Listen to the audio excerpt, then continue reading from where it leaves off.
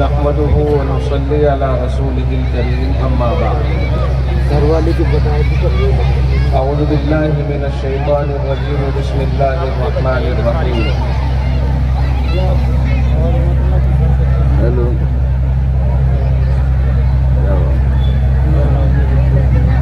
وأطيعوا الله وأطيعوا الرسول فإن توليتم فإنما على رسولنا البلاغ المبين صدق الله العظيم. السلام علیکم.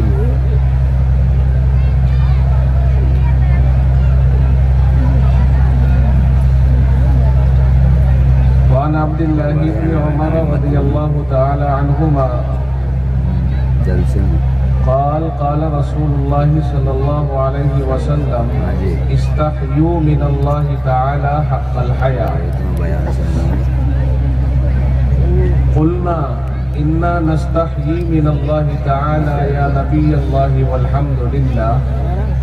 قال ليس ذلك ولكن من استحيا من الله تعالى فليحفظ الرأس وما وعى وليحفظ البطن وما حوى وليذكر الموت والبلى ومن أراد الآخرة ترك زينة الدنيا فمن فعل ذلك فقد استحيا من الله تعالى حق الحياء أو كما قال عليه الصلاة والسلام. بیان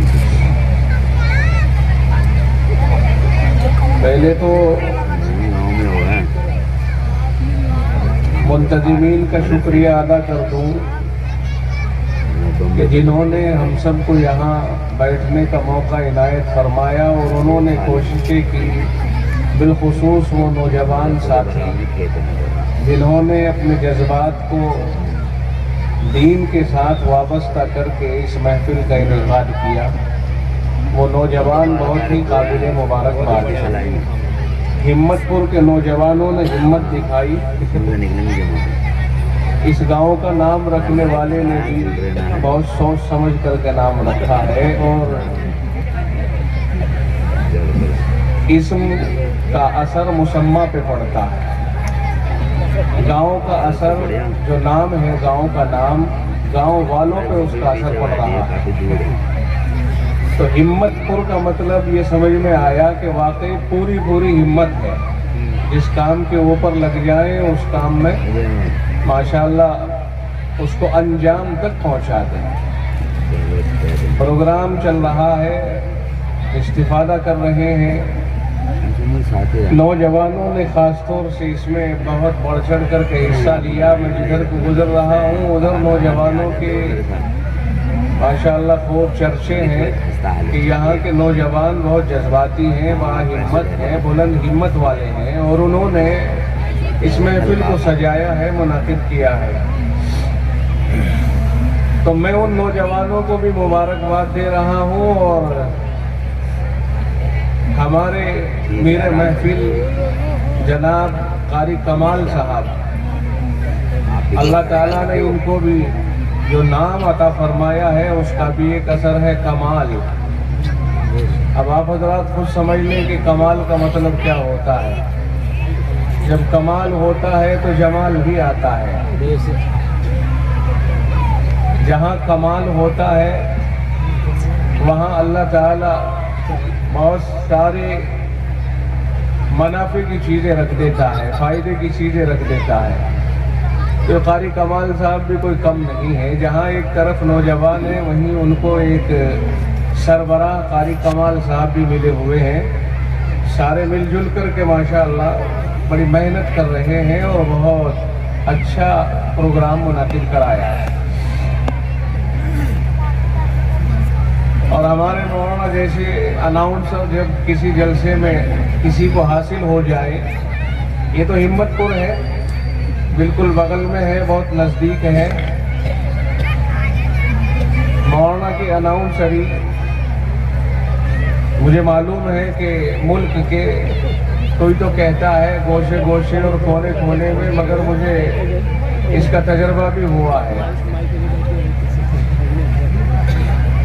بہت سارے وہ علاقے کے جہاں میں بھی پہنچا اور وہاں حضرت والا کی اناؤنسری تھی، یعنی حضرت کی زیر نظامت جیسے حضرت نے حکم فرما دیا ویسے ہی کرنا پڑا۔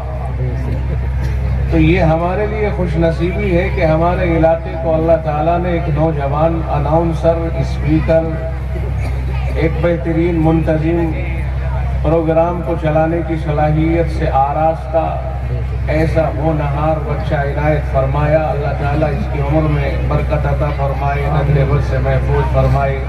قاری فرمود صاحب کے لیے تو واقعی خوش نصیبی ہے، یہ بڑی سادگی کے ساتھ اپنا وقت گزار کر یہاں تک پہنچ چکے، مگر ان کے بچے ماشاءاللہ بہت کامیاب ہیں، ہر بچہ ان کا الحمدللہ کامیاب ہے۔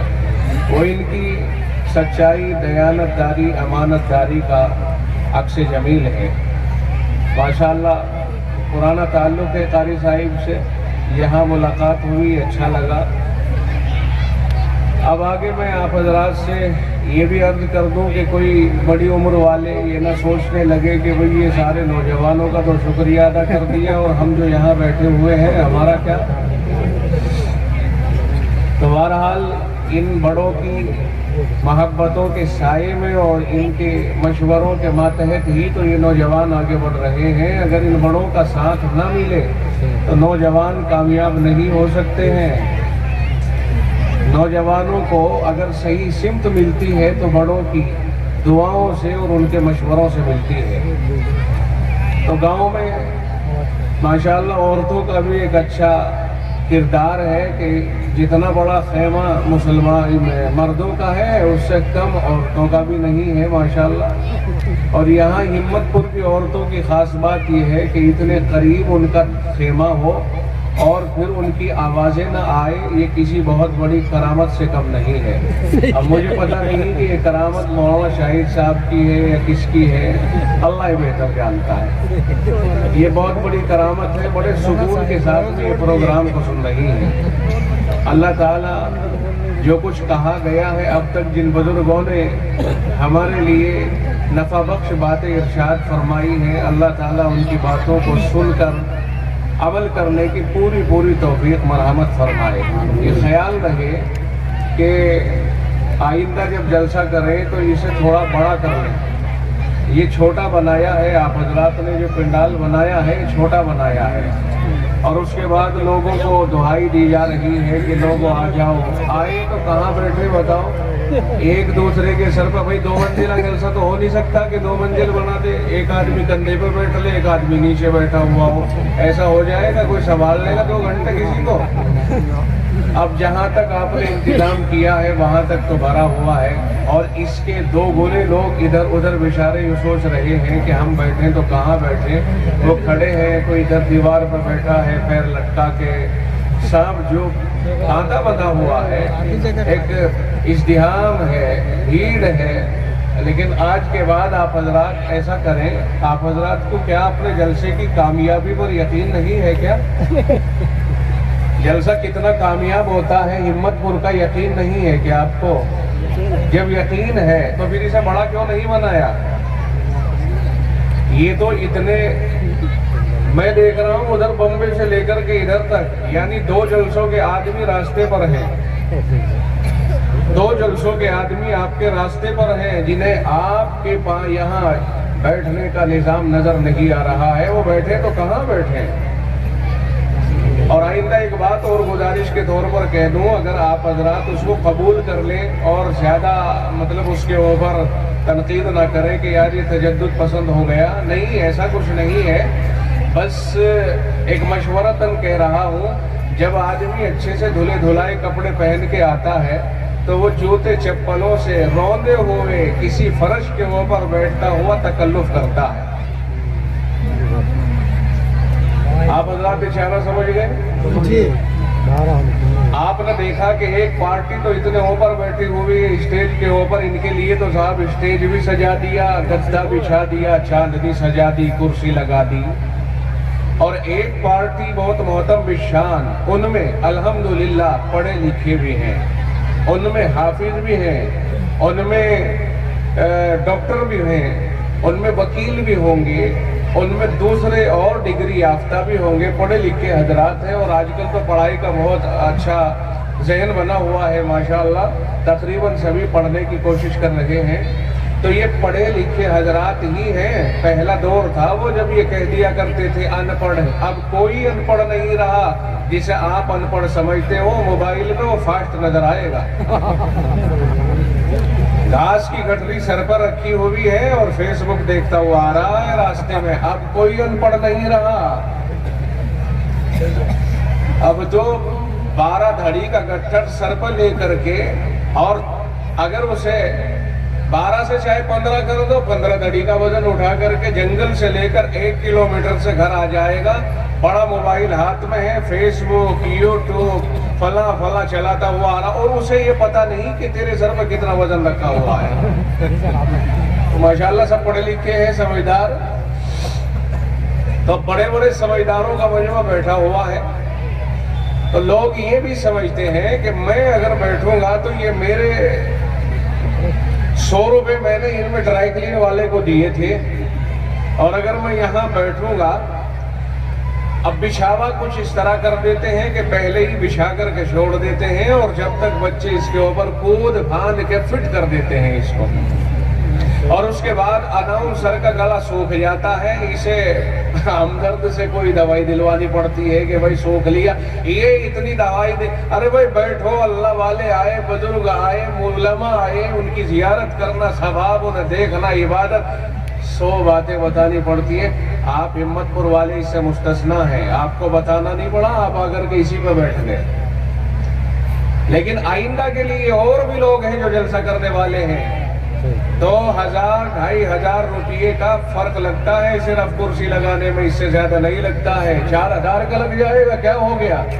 یہ نوجوان جنہوں نے سارا نظام بنا دیا، اور عام طور سے جذباتی نوجوان اس کام کو کرتے رہتے ہیں، اگر آپ جلسے کا پنڈال بڑا بنا کے، جلسہ گاہ بڑھا کے، اور اس میں کرسیوں کا انتظام کر دے، کوئی دقت نہیں آئے گی، اور ہر آدمی باعزت طریقے پر اس پر بیٹھ کر کے سنے گا، اٹھے گا نہیں، بنا ٹکٹ کے، بنا الیکشن لڑے چیئرمین بن جائے گا،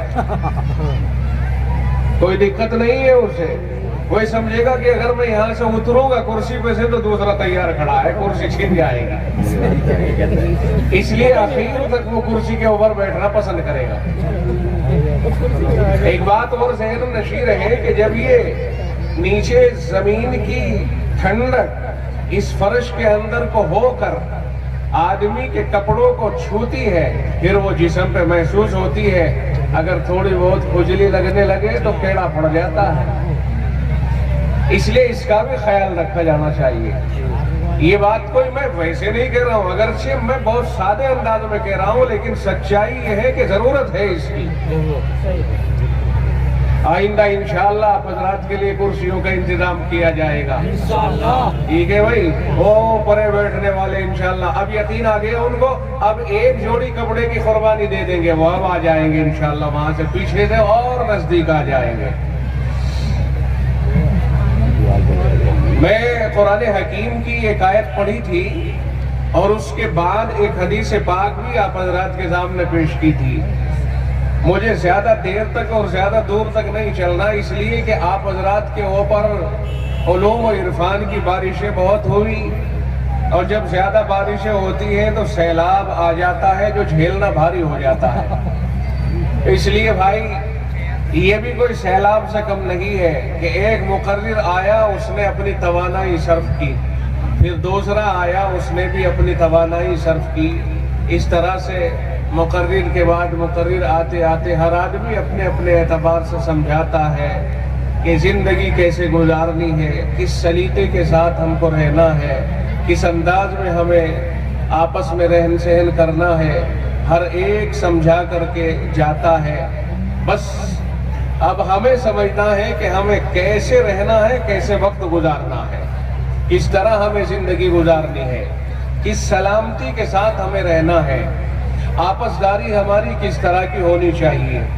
جناب حق جل مجدہ نے ارشاد فرمایا وَأَطِيعُوا اللَّهَ وَأَطِيعُوا الرَّسُولَ کہ لوگوں تم اللہ کی بھی مانو اور رسول کی بھی مانو۔ ظاہر ہے کہ اللہ تعالیٰ اپنا فرمان ڈائریکٹ انسانوں کو نہیں دیتا ہے کہ ہر آدمی کو اللہ تعالیٰ اپنا فرمان پہنچا دے، بلکہ وہ رسول منتخب کرتا ہے کسی کو، اور وہ کوئی اجنبی نہیں ہوتا ہے بلکہ انہی میں سے اللہ تعالیٰ کسی کو رسول منتخب کرتا ہے اور اسے انہی میں سے پیدا کر کے ہونہار، خوشگوار، خوش گفتار، اچھے کردار والا انسان، جو اس زمانے میں سب سے بہتر کردار والا ہو، اسے چن کر اور پھر اللہ اسے اپنے پیغام کے لیے منتخب فرماتا ہے، پیغام عطا فرماتا ہے، اور اب اس کی ذمہ داری ہوتی ہے کہ وہ قوم کو اور اللہ کے بندوں کو اللہ کا پیغام سنائے اور بچھڑے ہوئے بندوں کو اللہ سے ملائے، یہ اس کا کام ہوتا ہے۔ تو اللہ تعالیٰ جو اطاعت کی بات فرما رہا ہے، اللہ کی اطاعت کرو، تو اللہ کی اطاعت کی جائے گی اس پیغام کے ماتحت جو اللہ رسول کے ذریعے بندوں تک پہنچائے گا۔ ہر پیغام لانے والے کو نبی اور رسول کہا گیا، اور اس میں اس سلسلے میں سب سے آخر میں جناب محمد الرسول اللہ صلی اللہ علیہ وسلم کا انتخاب ہوا۔ آپ کے اوپر قرآن حکیم نازل ہوا اور آپ نے یہ قرآن حکیم پیش کر دیا، اور سب کے آخر میں آپ کو اللہ نے بھیجا۔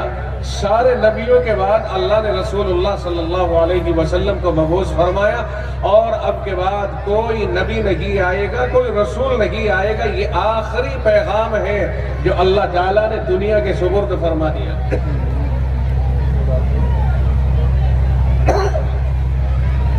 قرآن کریم آخری پیغام ہے، اس پیغام کے بعد کوئی پیغام نہیں۔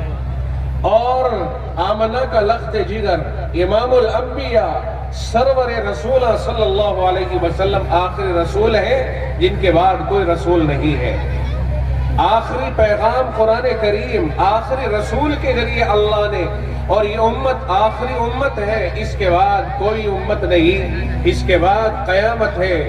اس پیغام کے بعد کوئی پیغام نہیں، اس کے بعد قیامت ہے، اور رسول کے بعد کوئی رسول نہیں، اس کے بعد سیدھی قیامت ہے۔ اب تو آخر اسی کے اوپر ہو جائے گا۔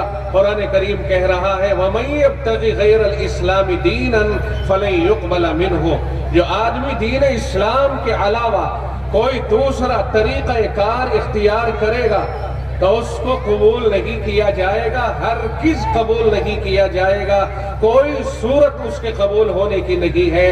اگر اللہ کے یہاں پر کوئی پیغام قبول ہے وہ صرف اور صرف قرآن کریم کا پیغام ہے، اسلام ہے۔ اس کے علاوہ اگر کوئی دوسرا طریقہ اختیار کرے گا ناکارہ، نامراد اور خائب و خاسر ہو جائے گا۔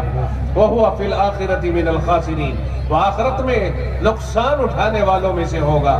دنیا میں آدمی سمجھتا ہے میں جو طریقہ کار اختیار کیا ہے وہ بہتر ہے، اور لوگوں کو اس کی طرف دعوت دیتا ہے۔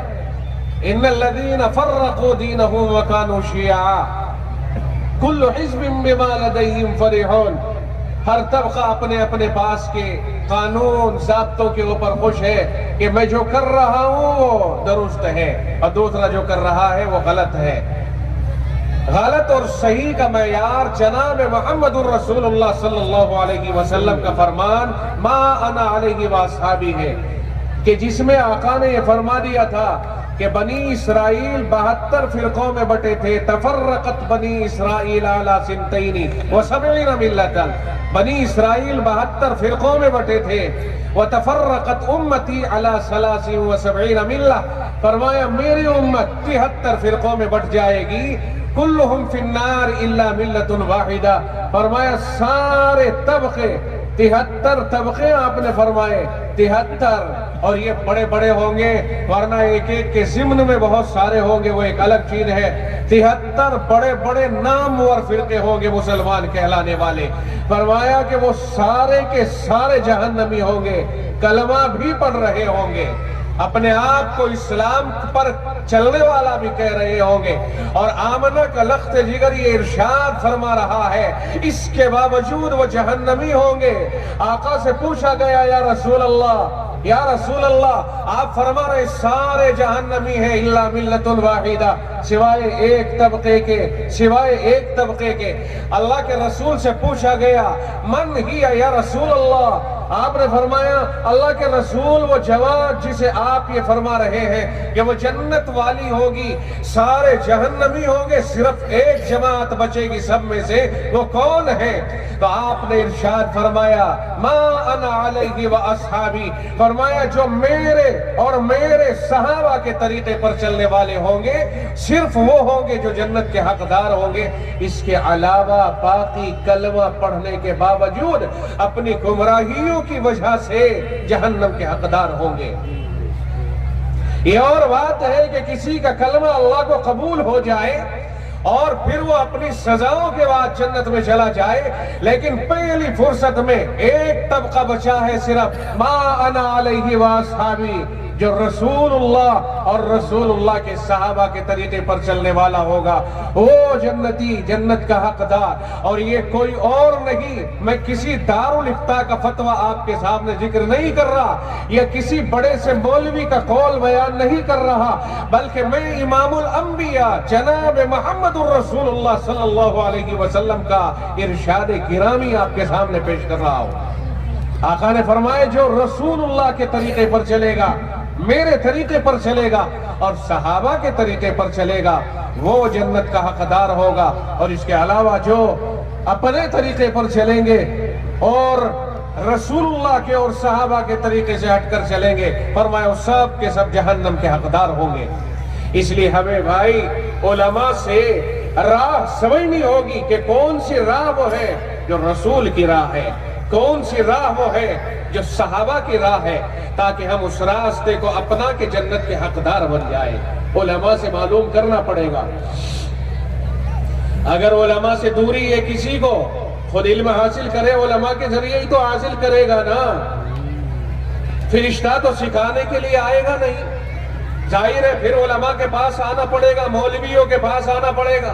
ارے بھائی مولوی انہیں کہیں گے، علماء انہیں کہیں گے جو قرآن کو اور حدیث کو، علم دین اور علم شریعت کو سیکھ لیتا ہے، وہ کوئی ماں کے پیٹ سے سیکھ کر نہیں آتا، بلکہ جب وہ پیدا ہوا، بڑا ہوا، کسی مدرسے کے حوالے کر دیا گیا، وہاں وہ مولوی بن گیا۔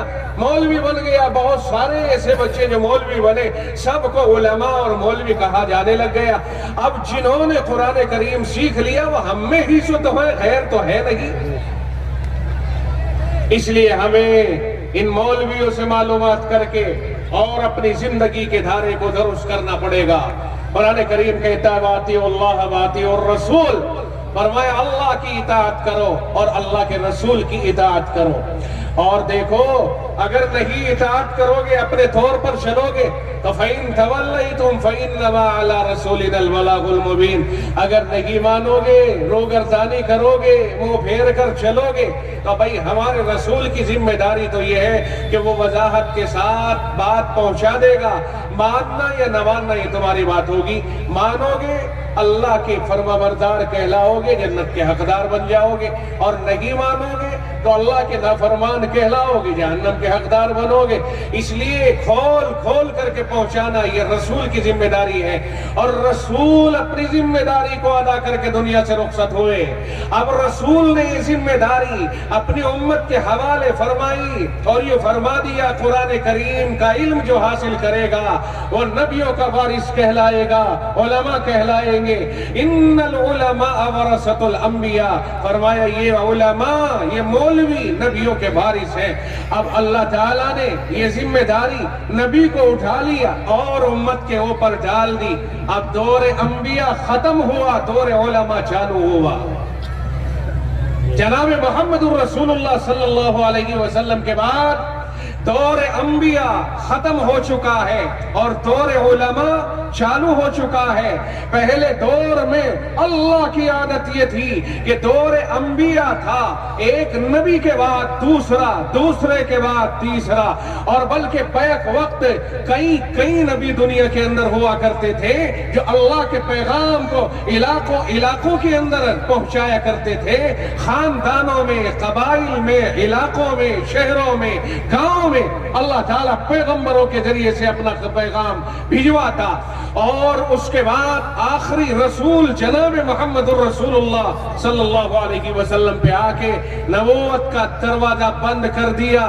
اور یہ ذمہ داری، کہا نبوت کا دروازہ تو بند ہو رہا ہے لیکن کام بند نہیں ہو رہا ہے، کام چالو رہے گا، کام اس طرح جاری رہے گا کہ جو دین سیکھنے والے علماء ہیں ان کے ذمے ہیں کہ وہ ساری دنیا کے اندر چل پھر کر کے اس دین کو پھیلائیں اور کونے کونے میں دنیا کے اس دین کو لے کر کے چلے جائے۔ آج دنیا میں اس بات کا بہت اعلیٰ ترین مظاہرہ ہو رہا ہے کہ دنیا کے کونے کونے میں اللہ کا دین پہنچا ہوا ہے، اللہ کا کلام پہنچا ہوا ہے، قرآن پہنچا ہوا ہے۔ اور اللہ نے عادت بدلی کہ پہلے انبیاء کا دور تھا، اسے روک دیا، آخری نبی کے اوپر وہاں روک کر کے اب آخر میں قیامت تک کے لیے علماء کا دور چالو کر دیا گیا۔ اب یہ پیغام نہیں رکے گا، یہ جاری رہے گا۔ نبوت روک دی، علماء کو چالو کر دیا کہ اب تمہاری ذمہ داری ہے، یہ کام تمہیں ساری دنیا میں لے کر کے چلنا ہے۔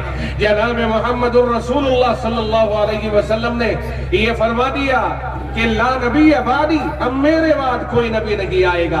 اور اللہ نے نبی علیہ السلام کو ساری دنیا کے لیے اور قیامت تک کے لیے نبی بنایا، اور 23 سال کی مختصر مدت عطا فرمائی۔ 23 سالہ مختصر مدت میں آپ تو ہمت پور تشریف نہیں لائے ہیں کہ ہمت پور کے بھی نبی ہیں۔ اس کا مطلب یہ صاف سمجھ میں آیا کہ آپ کی نبوت کو اللہ تعالیٰ نے سارے کے سارے احکامات سے مکمل کرنے کے بعد آپ کی امت کے اندر ایسے افراد پیدا فرمائے جو اس دین کو لے کر اسی پیغام کو جو محمد الرسول اللہ کو دیا بنا کسی تبدیلی اور بنا کمی زیادتی کے ساری دنیا کے اندر لے کر کے گھوم جائیں گے۔ تو یہ میرے مصطفیٰ کی نبوت جو پوری دنیا میں پھیلنی تھی، ان علماء کے ذریعے سے اللہ تعالیٰ نے پوری دنیا کے اندر پھیلا دی، اور کسی دوسرے نبی کا کوئی پیغام نہیں بلکہ محمد الرسول اللہ پہ نازل ہونے والے پیغام ہی کو لے کر کے دنیا میں تشریف لے جائیں گے۔ تو یہ پیغام اللہ کے نبی کے ذریعے سے جو آیا وہ ساری دنیا میں پھیل گیا۔ علماء نے کوئی کسر نہیں چھوڑی۔ سب سے پہلے نبی کے صحابہ، اللہ تعالیٰ نے ایسے افراد ڈائریکٹ اپنے حبیب کو عطا فرمائے جو عظیمت پسند اور ایک ایک بات کو دیانت داری، امانت داری اور ایمانداری کے ساتھ نبی سے حاصل کر کے اور اپنی جان پر کھیل کر پوری دنیا میں پہنچانے کے عزم کے ساتھ نکل گئے۔ انہوں نے دنیا کی کمان کی اور دنیا کی رہبری کی، دنیا سے شر اور فساد کو مٹایا، امن و امان کو دنیا میں پھیلایا۔ یہ جناب محمد الرسول اللہ صلی اللہ علیہ وسلم کے جو ساتھی تھے، جو صحابہ تھے، اللہ نے ان کے ذریعے سے ساری دنیا میں رسول اللہ کا پیغام پہنچا دیا۔ جو بات آپ نے ارشاد فرمائی، ایک ایک بات ایمانداری کے ساتھ، ایک ایک بات دیانت داری کے ساتھ، پوری ذمہ داری کے ساتھ پوری امت کے لیے صحابہ کرام نے اکٹھی کر کے پھیلائی اور کوئی کسر نہیں چھوڑی۔ قرآن کریم شروع سے لے کر کے آخر تک پوری دیانت داری کے ساتھ صحابہ نے رسول اللہ سے لیا اور امت کو عطا کیا، اور زندگی بھر رسول اللہ سے حدیثیں لی اور امت کو عطا فرمائی ہے۔ انہی حدیثوں میں سے ایک حدیث میں نے پڑھی کہ آقا نے ارشاد فرمایا، استحیوا من اللہ تعالی حق الحیا، اور لوگوں اللہ سے ایسی حیا کرو جیسی حیا کرنی چاہیے، اللہ سے ایسے شرماؤ جیسے اللہ سے شرمانا چاہیے۔ صحابہ کرام نے حیا کے ظاہری معنی سمجھے، اسی اعتبار سے کہنے لگ گئے، انا نستحیی من اللہ تعالی یا نبی اللہ والحمدللہ۔ اللہ کے حبیب، اللہ کا شکر ہے، ہم تو اللہ سے حیا کرتے ہیں، اللہ سے شرم کرتے ہیں۔ اللہ کے نبی علیہ السلام نے فرمایا، لیس ذالک، جو تم سمجھے ہو حیا کا مفہوم وہ میری مراد نہیں ہے۔ حیا کی یہ معنی نہیں ہے کہ ہم تو بڑوں کے سامنے گردن جھکا کے کھڑے ہو جائیں اور بڑوں کے سامنے نہیں بولتے۔ کانا لیس ذالک، فرمایا یہ مطلب نہیں ہے جو تم سمجھ رہے ہو، ولیکن من استحیا من اللہ تعالی فلیحفظ الرأس وما وعى، فرمایا جو آدمی اللہ سے حیا کرتا ہے اسے اپنے سر اور سر کے متعلقات اطراف کی چیزوں کی حفاظت کرنی چاہیے۔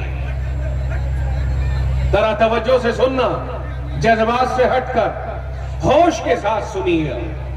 حدیث پاک میں بہت مضبوط طریقے پر رہنمائی فرمائی گئی، اور یہی ایک حدیث ہماری رہنمائی کے لیے کافی ہو سکتی ہے اگر ہم اس کے اوپر توجہ دے کر کے اور دھیان دے کر کے اس کے اوپر سن کر کے عمل کریں۔ آقا نے کیا فرمایا؟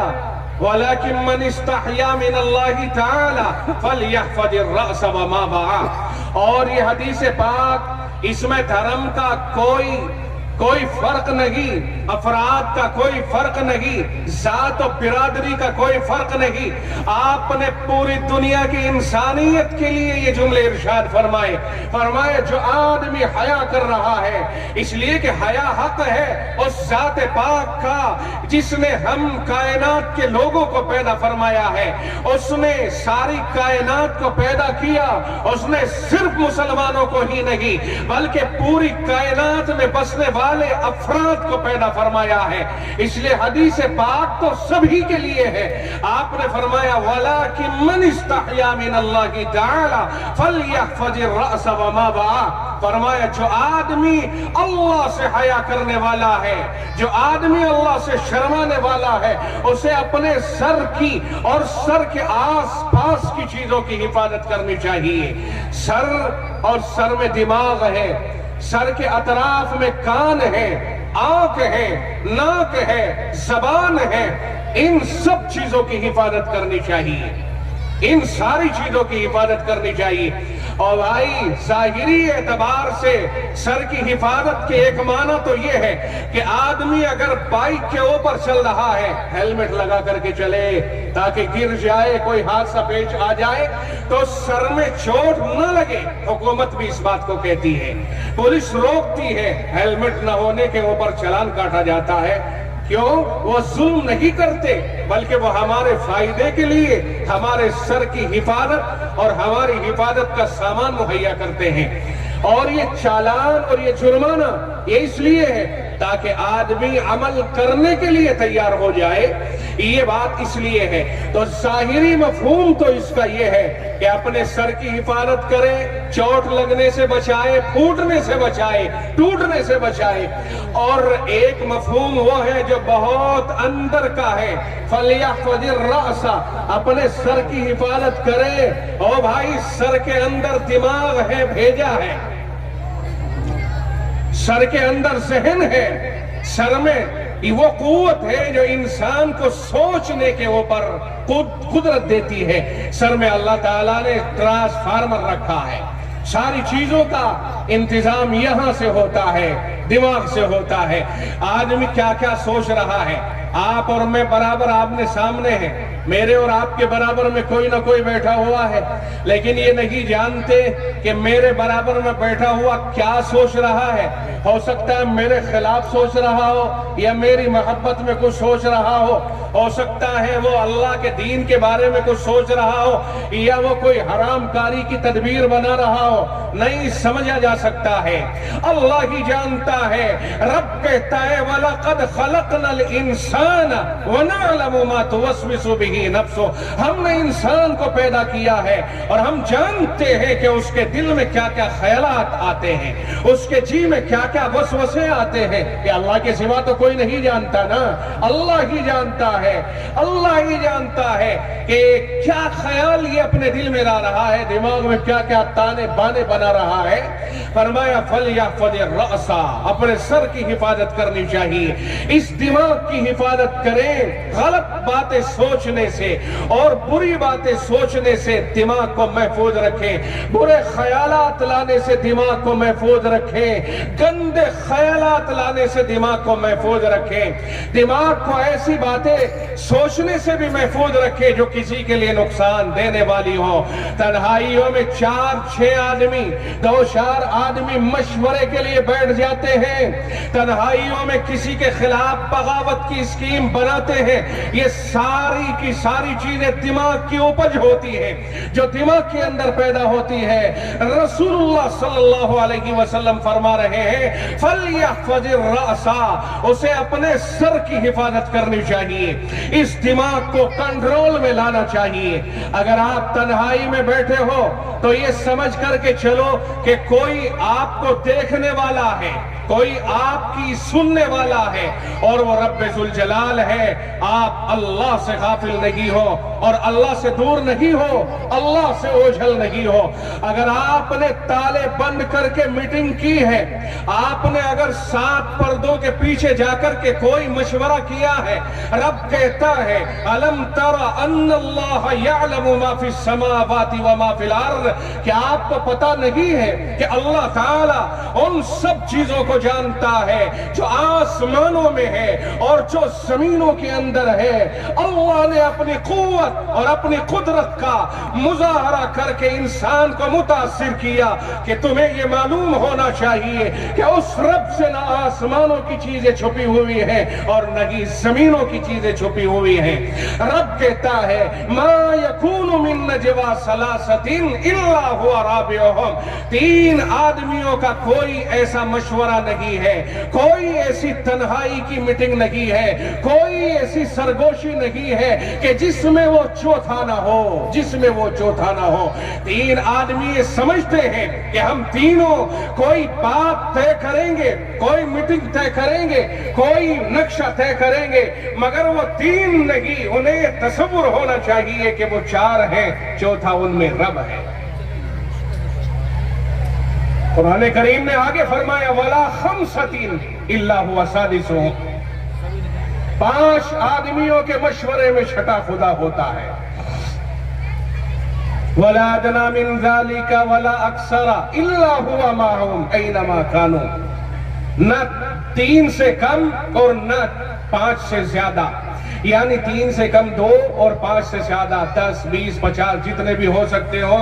فرمایا ہر ایک مجلس میں خدا ہوتا ہے، یعنی وہ خدا اس مجلس کو اٹینڈ کر رہا ہوتا ہے، اس مجلس کی ساری کیفیتوں کے اوپر وہ مطلع ہوتا ہے۔ رب کہتا ہے احصاہ اللہ ونسوہ، اللہ نے ساری چیزوں کو محفوظ کر لیا ہے اور لوگ بھول گئے ہیں،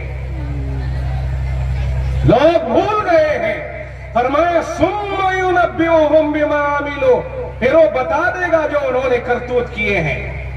ثم ينبئهم بما عملوا، اور تنہائیوں میں گفتگو کرنے والے اور سرگوشیاں کرنے والے اور کسی کے خلاف اسکیم بنانے والے سمجھ لیں اچھی طرح سے، رب کہتا ہے کہ وہ کسی سے، وہ کوئی اس سے چھپا ہوا نہیں ہے۔ وَهُوَ مَعَكُمْ أَيْنَمَا كُنْتُمْ، تم کہیں بھی رہو وہ تمہارے ساتھ ساتھ ہوتا ہے۔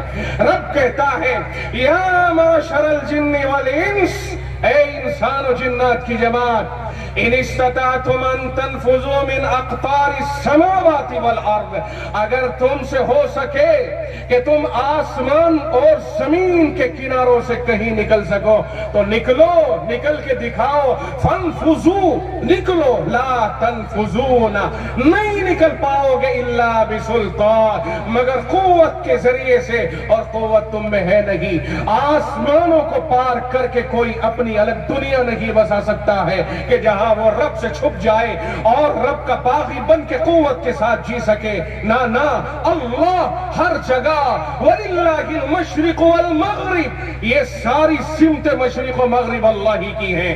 فَأَيْنَمَا تُوَلُّوا فَثَمَّ وَجْهُ اللَّهِ، جدھر تمہارا رخ ہوگا تمہارے آگے اللہ، ادھر ہی اللہ متوجہ، اس لیے اللہ سے بھاگ نہیں سکتا ہے۔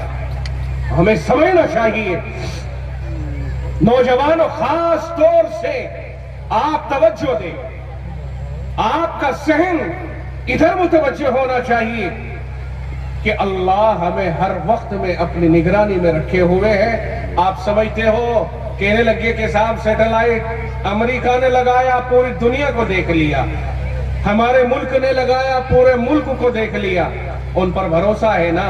آج کل میپ لگا دیا گیا، جس گھر کا جس گاؤں کا نام لے دو گے گاڑی وہیں جا کے اسی گھر کے سامنے رک جائے گی. یہ کیا چیز ہے؟ اسی سیٹلائٹ کے ذریعے بنائے گئے نقشے ہیں. ہمیں ان فانی چیزوں کے اوپر تو یقین بھی ہے، یہ خواب کی طرح سے ہے، اور خدا کی قدرت کے اوپر ہمیں یقین نہیں رہا کہ ہر چیز پر قدرت خدا بندہ عالم کو ہے. خدا سے کوئی بھاگ نہیں سکتا، چھپ نہیں سکتا ہے. اللہ ہر وقت میں ہر ایک کے اوپر قادر ہے. اس لیے اپنی زندگیوں کے دھارے طے کرو اور اپنے دماغ کو ٹھیک کرو، اپنے دماغ کی سوچ کو ٹھیک کرو. سب سے پہلے اپنے آپ کو اپنے رب سے ملانے کی فکر کریں. ذہن میں یاد لگ گیا اس وقت میں کہ آج اسلامی تعلیم اور قرآن کریم کی تعلیم کی کوئی ضرورت نہیں رہ گئی. یہ دور ترقی کا دور ہے، اور اس دور ترقی کے اندر جب تک ہم یوں اور یوں نہیں چلیں گے اس وقت تک ہمیں فائدہ نہیں اور ہم کامیاب نہیں ہو سکتے ہیں. یاد رکھنا دنیا کی حد تک رہ جائے گی، اور آخرت میں ہمیں وہی کام آئے گا جو اعمال صالحہ ہم نے کیے. اور یہ عقیدہ جو لا الہ الا اللہ کے ذریعے سے ہم کو ملا ہے، محمد الرسول اللہ کے ذریعے سے ہم کو ملا ہے، یہی وہ عقیدہ ہوگا جس کے ذریعے سے ہم اللہ کے یہاں کامیابی حاصل کر سکیں گے. سائنس نے ترقی کی ہے، آسمانوں میں لوہے کو اڑا دیا، زمینوں کو کھود کر کے اس نے خزانے نکال لیے. آپ بیٹھے ہیں، یہ بلند آواز سائنس کی ترقی کی بنیاد پر ہو رہی ہے. یہ روشنی ہے، بجلی کو قید کر لیا چھوٹے چھوٹے بلبوں کے اندر، رات کو دن بنا دیا. لیکن یاد رہے یہ یہی ختم ہو جائیں گے. اس سے آگے کچھ اور ہے جو آپ کی منزل ہے. یہ آپ کی منزل نہیں. یہاں تو اللہ نے آپ کو امتحان کے طور پر بھیجا ہے کہ رہنا بھی ہے آپ کو یہیں اور کھانا پینا بھی ہے یہیں، لیکن آئے ہو کہیں اور سے اور جاؤ گے وہیں جہاں سے آئے ہو. غافل نہ رہنا. اسی غفلت کو دور کرنے کے لیے اللہ نے پیغمبروں کو بھیجا.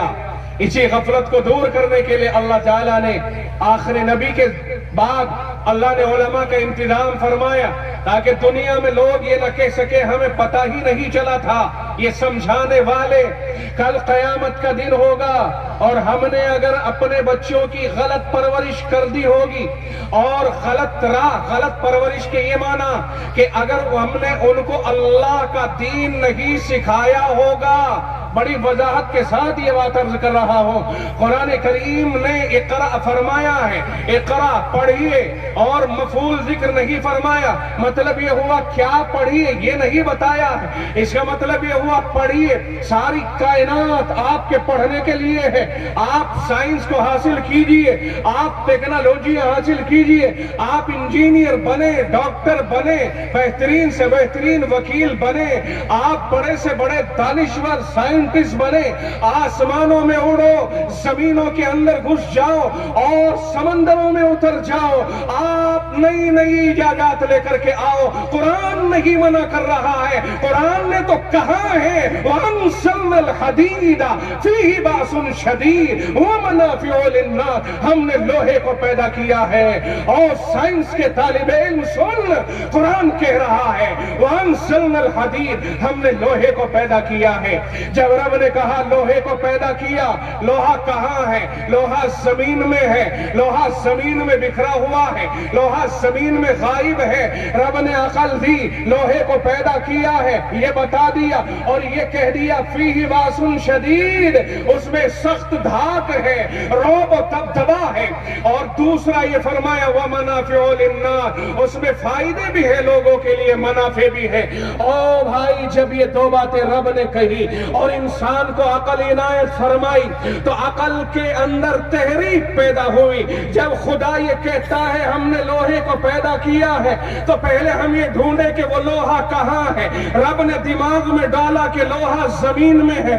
انسان نے زمین کو کھرید کے دیکھا، لوہا مل گیا، اس کو ترتیب دیا، مختلف مراحل سے گزار کے اس نے اس کو پکا دیا اور بہتر سے بہتر فولاد تیار کر لیا. پھر اللہ نے فرما دیا دھاک اور دبدبا بھی ہے اور فائدے بھی ہیں. جب اس نے کہا دھاک بھی ہے, انسان کے دماغ میں ڈال دیا کہ یہ دھاک اور دبدبا لوہے کے ذریعے کیسے ہوگا, تو اس نے تلواریں بنا ڈالی, اس نے توپ بنا ڈالی, اس نے بڑے بڑے ٹینک بنا ڈالے, اس کے ذریعے دبدبا قائم کر لیا. اور جب کہا منافع للناس, اس کے ذریعے لوہے کے فائدے بھی ہیں, لوگوں کو فائدے بھی ہیں, تو اس نے فائدے کی طرف ذہن چلایا, تو اس کے ذریعے مشینیں بنا ڈالی, ٹرینیں چلا دی, پٹریاں بچھا دی, مائک بنا دیا, یہ طرح طرح کی لوہے کی چیزیں بنا ڈالی. رب نے اشارے دیے, قرآن کریم میں ہر چیز ہے, سائنس کے علوم بھی ہے, ترقی کرنے والا چاہیے. اور خوب سمجھ لو, اگر کوئی یہ سمجھتا ہے بددماغ کہ سائنس یہودیوں کی ایجاد, سائنس عیسائیوں کی ایجاد ہے, وہ غلطی پر ہے, غلطی پر ہے. اس لیے کہ عیسائی مسلمانوں سے پہلے تھے, قرآن سے پہلے تورات تھی, انجیل تھی, یہودی بھی تھے, لیکن قرآن سے پہلے یہ ایجادات نہیں تھی جو قرآن کے بعد میں پیدا ہوئی ہیں. یہ تمام علوم اسلامی علوم ہیں, غیر اسلامی علوم نہیں ہے. مسلمانوں نے سیکھا ہے اور پھر خود غفلت میں مبتلا ہو گئے, وہ سیکھ کر کے چلے گئے, لیبل اپنا لگایا اور تمہیں ہی بے وقوف بنایا. سمجھ لینا اسکول کے بچوں, میں تمہیں بار بار مخاطب بنا رہا ہوں, سمجھ لینا تمہارے پاس ایک نمبر کا ذخیرہ ہے. دنیا میں کوئی ایسا نہیں قرآن کے مقابلے پر کوئی اپنی کتاب سچی لے کر کے آئے. اگر ایک ایک حرف سچا ہونے کا دعویٰ کوئی کر سکتا ہے, وہ صرف آپ ہیں, آپ کے سوا کوئی دوسرا نہیں ہے. آپ کے پاس ہر چیز ایک نمبر کی ہے. بلکہ میں تو یہ کہتا ہوں کہ ہمیں یہ عقیدہ اللہ نے دیا ہے کہ تمام کائنات میں تمام پیغمبر جتنے بھی اللہ نے بھیجے ہیں, ہم سب کے اوپر ایمان رکھتے ہیں, کوئی فرق کسی کے اوپر عقیدے کے اعتبار سے نہیں رکھتے ہیں. لیکن جناب محمد الرسول اللہ صلی اللہ علیہ وسلم کو ہم سب نبیوں کا سردار مانتے ہیں, اور امت مسلمہ کے پاس جو محمد الرسول اللہ کی ہسٹری ہے وہ سب سے زیادہ مضبوط ہے. آپ کی پیدائش سے لے کر کے وفات تک ایک ایک چیز محفوظ ہے, ایک ایک چیز. دنیا میں کوئی ایسا مقتدا نہیں ہے کہ جس کی ایک ایک چیز اس طرح محفوظ ہو جس طرح محمد الرسول اللہ صلی اللہ علیہ وسلم کی زندگی محفوظ ہے. اور جتنی شفاف رسول اللہ کی زندگی محفوظ ہے, کسی کی محفوظ نہیں ہے. دنیا میں کوئی آپ کو چیلنج نہیں کر سکتا ہے. یہ الگ بات ہے کہ دنیا والے آپ کو چھیڑنے کے لیے کچھ کہہ دیں, کبھی کسی ملک سے کبھی کسی علاقے سے کوئی بات آقا کی شان میں گستاخی کے طور پر آ جائے. وہ لالچی ہوتے ہیں, پیسے ویسے لے کر کے چھیڑ چھاڑ کرتے ہیں, یا ان سے بائی پلان چھیڑ چھاڑ کرائی جاتی ہے, یا وہ سستی شہرت حاصل کرنے کے لیے راتوں رات شہرت پانے کے لیے اس طرح کی بات کر ڈالتے ہیں. در حقیقت یہ بے وقوفی ہے ان لوگوں کی.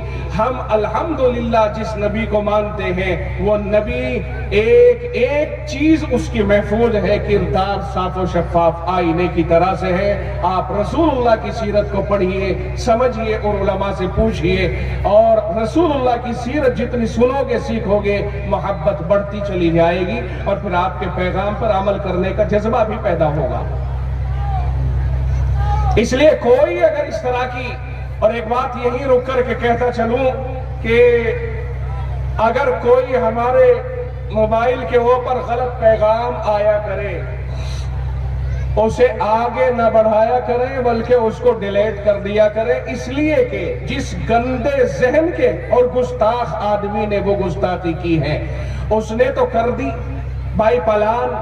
اب ہم جو آگے بڑھا رہے ہیں اس نے جو کی تو وہ تو گستاخ کہلایا, اور ہم نے جو آگے بڑھایا ہم محبت کرنے والے کہلائیں گے. ارے اس کی وجہ سے آگ لگتی ہے نا، تو جہاں تک بجھایا جا سکے لگی ہوئی آگ کو بجھانا چاہیے۔ اس لیے اگر کوئی غلط پیغام آپ کے موبائلوں کے اوپر آ رہا ہے، اسے فوری طور پر گروپوں کے اندر نہ ڈالیں، اسے آگے نہ بڑھائیں، بلکہ اس کو وہیں ڈیلیٹ کر دیں، تاکہ دنیا میں یہ فساد نہ پھیلے اور دنیا میں خرابی عام نہ ہو۔ بات سمجھ رہے کہ میں کیا کہہ رہا ہوں؟ کبھی بھی غلط پیغام کو آگے نہیں بڑھانا چاہیے، بلکہ اس کو ختم کرنا چاہیے، مٹانا چاہیے۔ اگر سوشل میڈیا اور یہ میڈیا، الیکٹرانک میڈیا، یہ اپنا کردار مثبت انداز میں شروع کر دے تو دنیا میں امن و امان پھیلے گا، اور یہی اگر غلط کردار ادا کریں گے تو دنیا میں فساد پھیل رہا ہے۔ فساد کہیں ہوا، جھگڑا ہمت پور میں ہو گیا، کیا ہے یہ سب سوشل میڈیا، یہ الیکٹرانک میڈیا کا ایک کھیل ہے، ننگا ناچ ہے۔ تو ہمیں اس کا آلائے کار نہیں بننا چاہیے۔ امید ہے کہ میرے احباب جو موبائل چلاتے ہیں وہ اس پیغام کو دوسروں تک بھی پہنچائیں گے، اور انشاءاللہ کوئی اس طرح کا غلط پیغام اگر ویڈیو کی شکل میں یا آڈیو کی شکل میں ہم سن لیں تو اسے فوری طور پر ختم کریں گے، آگے نہیں بڑھائیں گے۔ اس کا خیال رکھنا چاہیے۔ اللہ تعالی ہماری حفاظت کرے۔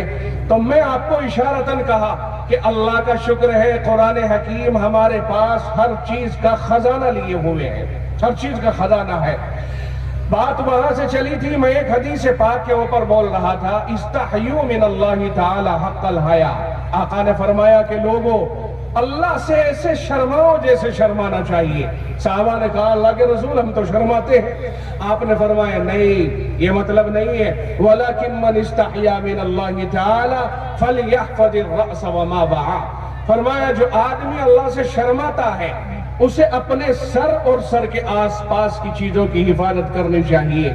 تو دیکھو، سب سے پہلے تو اپنے دماغ اور اپنے عقیدے کو درست کرنا چاہیے۔ اسلامی عقیدہ اپنے بچوں میں ڈھالا جائے، ان کو اسلام کی تعلیم سے آراستہ کیا جائے، اس کے بعد پھر وہ دنیا میں کہیں بھی جائیں گے انشاءاللہ گمراہ نہیں ہوں گے، انشاءاللہ بھٹک نہیں لگے گی ان کو۔ پھر آس پاس میں کان ہے، کانوں کی حفاظت، کانوں سے غلط باتیں نہ سنے، غیبتیں نہ سنے، برائیاں نہ سنے، چغلیاں نہ سنے۔ اللہ کے نبی علیہ السلام نے فرمایا اذا قلت فی الرجل ما فیہ فقد اغتبتہ، جب کسی آدمی کے بارے میں تم ایسی بات کہو جو بات اس کے اندر پائی جاتی ہے اور وہ یہاں موجود نہیں ہے تو تم نے اس کی غیبت کی۔ مثال کے طور پر ایک برائی ایک آدمی میں ہے، واقعی ہے، اور وہ تمہاری محفل میں موجود نہیں ہے، اور تم اس کے بعد اس برائی کو ذکر کر رہے ہو، کیا فائدہ مل رہا ہے؟ فرمایا تم نے اس کی غیبت کی، اور جو آدمی کسی کی غیبت کرتا ہے قرآن کہتا ہے وہ ایسا ہے جیسا کہ اپنے مرے ہوئے بھائی کا گوشت کھا رہا ہو۔ میں نہیں کہتا، 26ویں پارے میں قرآن کریم کی آیت ہے وَلَا يَغْتَبْ بَعْضُكُمْ بَعْضًا، تم میں سے کوئی کسی کی غیبت نہ کرے۔ عورتیں بھی توجہ سے سنیں، کوئی کسی کی غیبت نہ کرے۔ فرمایا أَيُحِبُّ أَحَدُكُمْ أَن يَأْكُلَ لَحْمَ أَخِيهِ مَيْتًا فَكَرِهْتُمُوهُ، کیا تم میں سے کوئی یہ بات پسند کرتا ہے کہ وہ اپنے مرے ہوئے بھائی کا گوشت کھائے؟ تم اسے ناپسند کرو گے نا؟ فرمایا پھر غیبت کو بھی ناپسند کرو، ایسے ہی جیسے اپنے مرے ہوئے بھائی کے گوشت کھانے کو ناپسند کرتے ہو۔ کیا ہم غیبت نہیں کرتے؟ ہماری محفلوں کے اندر دوسروں کی برائیاں نہیں ہوتی؟ کوئی فائدہ نہیں ان باتوں سے۔ بھلائی کی باتیں کرو گے انشاءاللہ بھلائی عام ہوگی، اور برائی کی باتیں کرو گے تو برائی عام ہو جائے گی، اور کوئی کسی کی طرف سے مطمئن نہیں رہے گا۔ اگر دو آدمی بات کر رہے ہوں گے تو میں دیکھ کے یہ سمجھوں گا یہ میرے بارے میں کچھ کر رہے ہیں، اور میرے دل میں خواہ خیال پیدا ہو جائے گا، اور اگر ان غیبتوں کا معاملہ ختم ہو جائے تو پھر ایسی سوچ ہماری نہیں بنے گی۔ اس لیے بھائی، اللہ کے نبی نے فرمایا جب تم کسی آدمی کے بارے میں وہ بات کہو جو اس کے اندر ہے اور وہ تمہاری محفل میں ہے نہیں تو تم نے اس کی غیبت کی۔ وَإِذَا قُلْتَ مَا لَيْسَ فِيهِ فَقَدْ بَهَتَّهُ، اور جب تم نے کسی کے بارے میں ایسی بات کہی جو اس کے اندر پائی نہیں جاتی، خواہ مخواہ اس کی طرف الزام قائم کر رہے ہو، جب تم کسی کے بارے میں ایسی بات کہو جو اس میں نہیں پائی جاتی ہے تو فرمایا فقد بہتہ، تم نے اس کے اوپر بہتان لگایا، تم نے اس کے اوپر بہتان لگایا۔ اس لیے بھائی ان چیزوں سے ہمیں بچنے کی ضرورت ہے۔ اپنے کانوں کی حفاظت کریں، اپنی زبان کی حفاظت کریں، زبان کے اوپر غلط باتیں نہ آئے اچھی باتیں آئے۔ اور بھائی قرآن پڑھنے والے کتنے ہیں آپ میں؟ اور قرآن کریم پڑھنے والے اگر بہت سارے ہوں گے تو پھر میں یہ پوچھوں کہ صحیح پڑھنے والے کتنے ہیں؟ تو بہت کم نکلیں گے۔ میں بہت دکھ کے ساتھ یہ بات کہتا ہوں، میں جماعت سے تعلق رکھنے والا آدمی ہوں، جماعت سے میری محبت وابستگی، اور ہمارے جامعہ عربیہ خادم الاسلام ہاپوڑ میں پہلے سے ہی ہمارے اکابر نے تبلیغی جماعت کا سلسلہ جاری کر رکھا ہے، اور ہر ہفتے 3-4 جماعتیں وہاں سے نکلتی ہیں 24 گھنٹے کے لیے، اس لیے کہ بچوں کے پاس اس سے زیادہ ٹائم تو ہوتا نہیں، جمعرات کو پڑھ کر کے اپنا سبق عصر کی نماز کے بعد نکلے اور شام کو سورج چھپنے سے پہلے واپس لوٹ آئے تاکہ اگلے دن سنیچر کی تیاری شروع کر دیں۔ تو 24 گھنٹے کی جماعت ہمارے مدرسے سے پہلے سے ہی سلسلہ ہے، 4 یا 3 جماعتیں مسلسل جاری ہیں، شہر میں بھی جاتی ہیں، اطراف میں بھی جاتی ہیں۔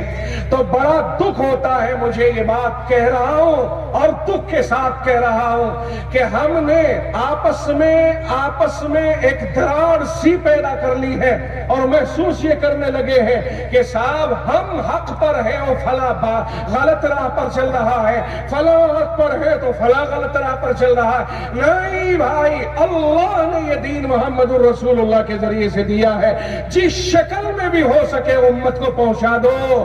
جو جس شکل میں کام کر رہا ہے وہ سب پر احسان کر رہا ہے۔ بات سمجھ میں نہیں آئی؟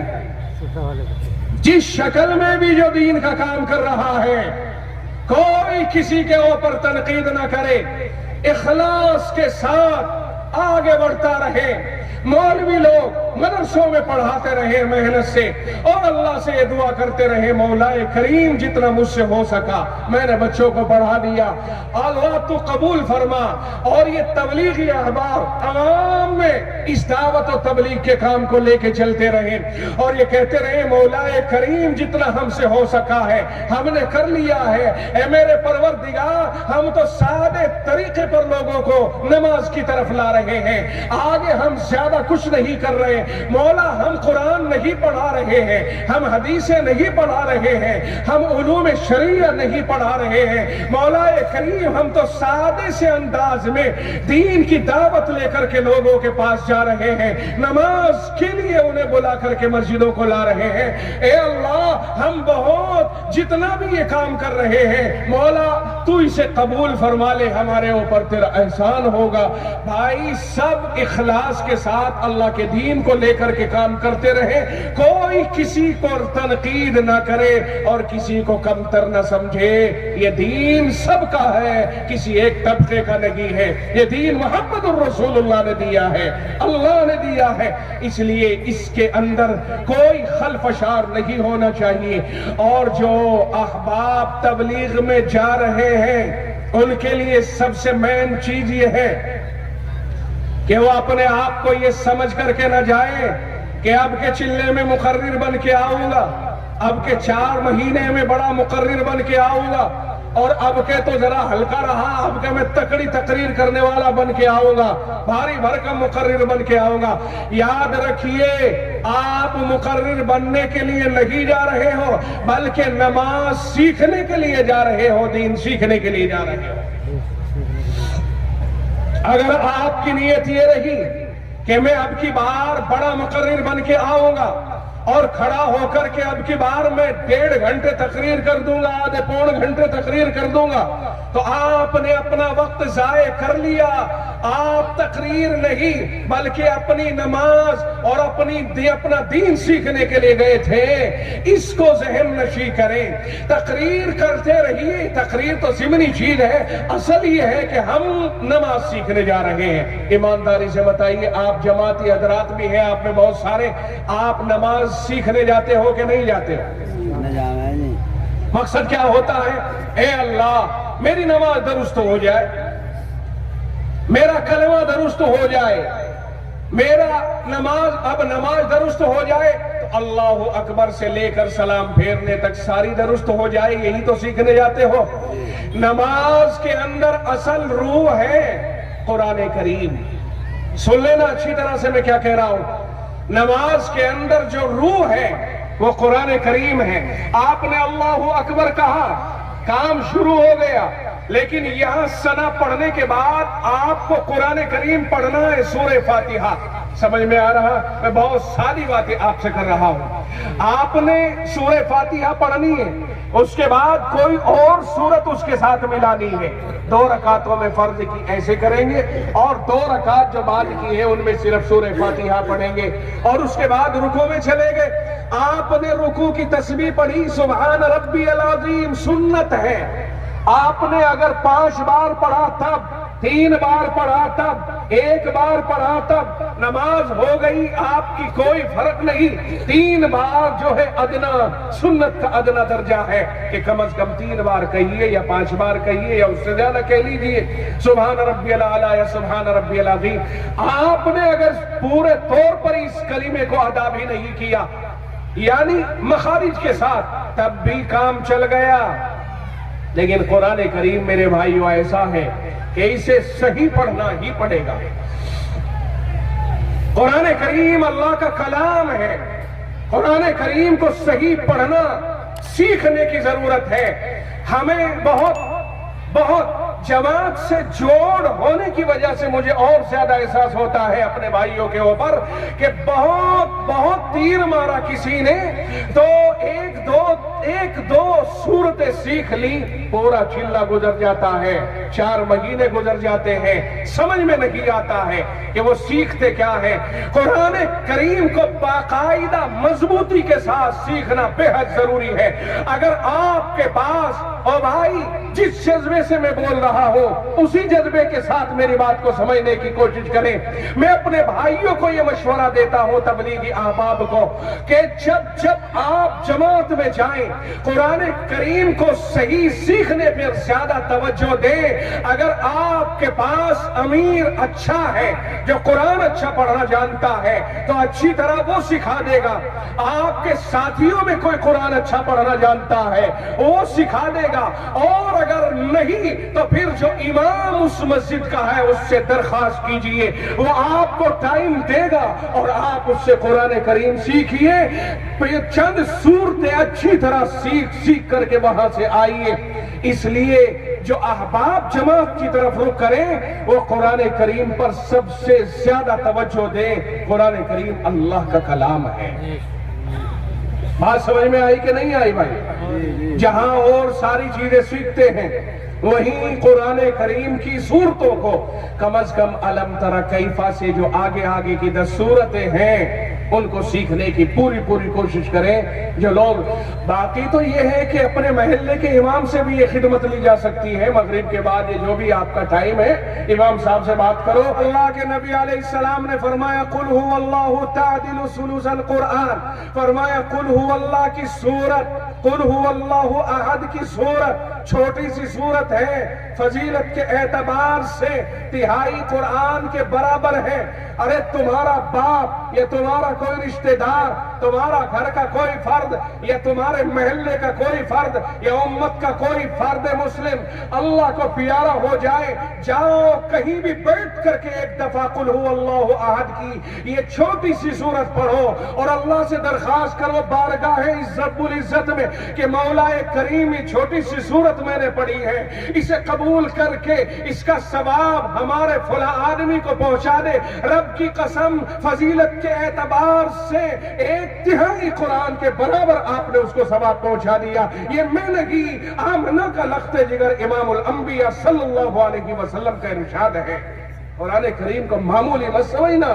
कुरान करीम एक ऐसी चीज है जिससे बढ़ करके कोई कलाम नहीं, इसलिए कि ये अल्लाह का कलाम है।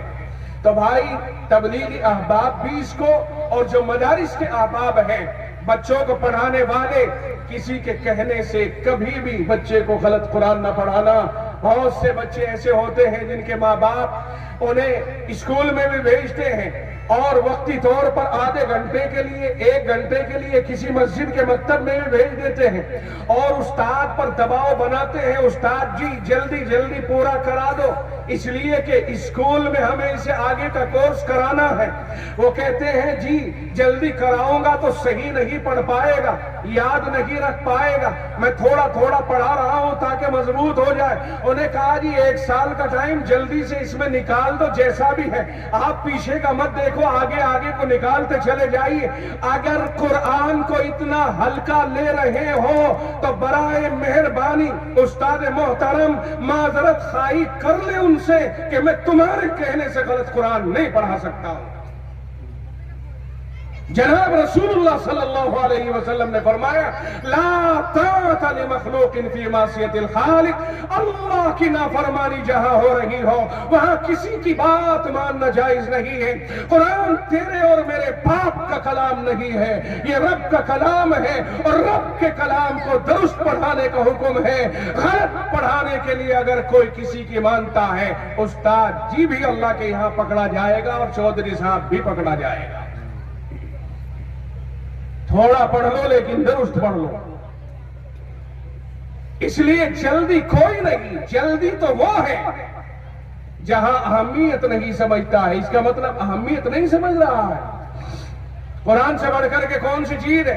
मैं आपसे पूछना चाहूंगा, आपके अकीदे के एतबार से आपसे अगर मैं ये पूछता हूं कि एक किताब हिंदी की या उर्दू की या कोई भी किताब वकालत के कोर्स की लिखी हुई रखी है, इंजीनियरिंग की या डॉक्टरी की किताब रखी हुई है, क्या आप उसे कुरान के ऊपर रख दोगे? मैं आपसे जबरदस्ती गर्दन नहीं हिलवा रहा हूं, आप सच्चाई के साथ बताइए, क्या कुरान पर किसी भी किताब को रख दोगे? सोचो फिर मैंने इशारा क्या किया है। और कुरान को किसी भी किताब पर रखना जायज है कि नहीं? कोई भी किताब हो उस पर कुरान करीम को रखना जायज है कि नहीं है? और कुरान करीम पर किसी भी किताब को रखना जायज नहीं है। जब कुरान पर किसी भी किताब को रखना जायज नहीं और कुरान को सब किताबों पर रखना जायज है, तो फिर कुरान से बढ़कर के कोई किताब नहीं और कुरान सबसे बढ़कर के है। फिर कुरान की तालीम से बढ़कर कोई तालीम नहीं, कुरान की तालीम सबसे बुलंद बाला है। फिर कुरान पढ़ने वाले से बढ़कर के कोई नहीं, कुरान पढ़ाने वाले से बढ़कर के कोई नहीं। इसी को आका फरमाते हैं खैरुकुम मन तअल्लमल कुरान व अल्लमा, तुम में सबसे बेहतर वो है जो कुरान को पढ़े और पढ़ाए। कुरान से ऊपर किसी दूसरी चीज का दर्जा हरगिज़ अपने दिमाग में मत ले आना। मैं आपसे ये पूछना चाहता हूं, माशरे के अंदर बहुत सारे लोग होते हैं, बड़े बड़े पढ़े लिखे होते हैं, एक पर एक पढ़ा लिखा है, जज हैं, वकील हैं, फास्ट वकील हैं, सुप्रीम कोर्ट के भी वकील हैं, बड़े बड़े डॉक्टर, ऑल इंडिया के डॉक्टर हैं। मैं आपसे पूछूंगा वो डॉक्टर बने किसी किताब को पढ़ के बने कि नहीं बने? वकील बना तो कुछ पढ़ करके बना के नहीं बना? इंजीनियर बना तो कुछ पढ़ के बना के नहीं बना? जिस चीज को वो पढ़ करके बना है उसको इंजीनियरिंग की किताब कहेंगे, वकालत की किताब कहेंगे, डॉक्टरी की किताब कहेंगे। उन किताबों को जब कुरान पर रखना जायज नहीं है तो फिर उनके पढ़े हुओं को हाफिज कुरान पर रखना कैसे जायज होगा? आप ईमानदारी से बताइए। जब कुरान पर उन किताबों को रखना जायज नहीं है या कुरान से उन किताबों को अफजल समझना जायज नहीं है जिन किताबों को पढ़ करके दुनिया के डिग्री होल्डर तैयार हुए हैं, तो फिर कुरान करीम के पढ़े हुए के ऊपर इनका दर्जा कैसे मुरतब किया जा सकता है? بھائی ضرورت سب کی ہے لیکن درجہ اپنا اپنا. یہ میں نہیں کہتا, یہ اللہ کے نبی کہتے ہیں. ضرورت ہے ڈاکٹروں کی, ضرورت ہے انجینئروں کی, ہر چیز کی ضرورت ہے, لیکن مقام اور مرتبے کے اعتبار سے قرآن اور قرآن پڑھنے والے سے اونچا درجہ اس کا نہیں ہو سکتا ہے. یہ مقام اللہ نے دیا ہے, انسانوں نے نہیں دیا ہے. اب میں آپ کو ایک بات اور آگے بتاتا ہوں. جمعے کی نماز ہے, توجہ رہے. میں اپنے احباب اور اپنے بھائیوں سے کہتا ہوں توجہ کے ساتھ, جمعے کی نماز کا وقت ہو گیا. آج امام صاحب نہیں آیا لیکن وکیل صاحب ہے. عید کی نماز کا وقت ہو گیا, کسی وجہ سے امام صاحب نہیں آیا لیکن ہمارے جج صاحب چھٹی پر آئے ہوئے, جج صاحب موجود ہیں. ہم پوچھتے ہیں آگے بڑھو, جمعے کی نماز پڑھاؤ یا عید کی نماز پڑھاؤ, آپ پیچھے کیوں بھاگتے ہو؟ آپ تو بہت بڑے آدمی ہو نا, اس کے لیے تلاش کرتے ہو. اسی حافظ جی, اسی مولوی کو معلوم ہوا یہ مصلح ہے, اس مصلح کے اوپر وہی آئے گا جو اس کا حقدار اور اس کا اہل ہوگا. بات دوسری طرف نکلی, میں چل رہا تھا اس طرف کہ اپنی زبان کی حفاظت کریں. زبان پر اللہ کا کلام لائیے, زبان پر سبحان اللہ لائیے, زبان پر ایک دوسرے کی خیر خواہی کی بات لائیے, زبان پر محبت کے الفاظ لائیے, زبان سے ماں باپ کا احترام کیجئے, زبان سے آپس داری کو بہتر بنائیے, گزرتے ہوئے سلام کیجئے, زبان سے بڑے چھوٹوں کے ادب کی باتیں کیجئے, احترام کے ساتھ ایک دوسرے سے گفتگو کیجئے. زبان کی حفاظت کریں. زبان پہ گالی ہی چڑھائی جانا بہتر ہے کیا؟ زبان سے ایک دوسرے کو دھتکارنا ہی بہتر ہے کیا؟ زبان سے ایک دوسرے کی غیبتیں کرنا, برا کہنا, چغلیاں کرنا, کیا یہی بہتر ہے؟ نہیں. آقا نے فرمایا جو اللہ سے حیا کرتا ہے اسے سر اور سر کے آس پاس کی چیزوں کی حفاظت کرنی چاہیے, آنکھوں کی حفاظت کرنی چاہیے کہ ان آنکھوں سے ایسی جگہ کو نہ دیکھا جائے جن جگہوں سے اللہ راضی نہ ہوتا ہو. کان, آنکھ, زبان, دماغ, ہر چیز کی حفاظت کریں. آپ کی سمجھ میں یہ چند معروضات آئی کہ نہیں آئی؟ میں نے چند باتیں آپ تک پہنچائی. وقت طویل ہو گیا, حدیث پاک کے الفاظ آگے بھی باقی ہیں, ان کی تشریح کا ٹائم نہیں رہا, مجھے لگتا ہے 1 گھنٹہ ہو چکا ہے. یہ حدیث پاک کے جو آگے الفاظ ہیں ذرا سا ان کا ترجمہ سن لیجئے. آقا نے فرمایا وَلْيَحْفَظِ الْبَطَنَ وَمَا حَوَا, پیٹ اور پیٹ کے آس پاس کی چیزوں کی حفاظت کرے. اب تو فرمایا کہ سر اور سر کے آس پاس کی چیزوں کی حفاظت کریں. آپ نے چند معروضات اس سے متعلق سنی, امید ہے کہ آپ میں سے سب کی سمجھ میں یہ باتیں آئی ہوں گی, اور انشاءاللہ آئندہ ہم اپنے دماغ کو بھی سدھاریں گے اور اپنے کان, آنکھ اور زبان کو بھی. آگے فرمایا پیٹ اور اس کے اطراف کی چیزوں کی حفاظت کرے. یہ پیٹ ہے, پیٹ کے اندر غذا جاتی ہے, جو آدمی جیسا کھائے گا ویسا ہی خون بنے گا. خون بنے گا تو خون کے ذریعے گوشت بنتا ہے, گوشت کے ذریعے سے انسان نشو و نما پاتا ہے. دماغ میں جو کیفیات پیدا ہوتی ہیں سب کا تعلق اسی کھانے پینے سے ہے. کھانا پینا جیسا ہوگا ویسے ہی اثرات پڑتے چلے جائیں گے. رب کہتا ہے یا ایھا الرسول کلوا من الطیبات, اے رسولوں کی جماعت پاک چیزیں کھاؤ.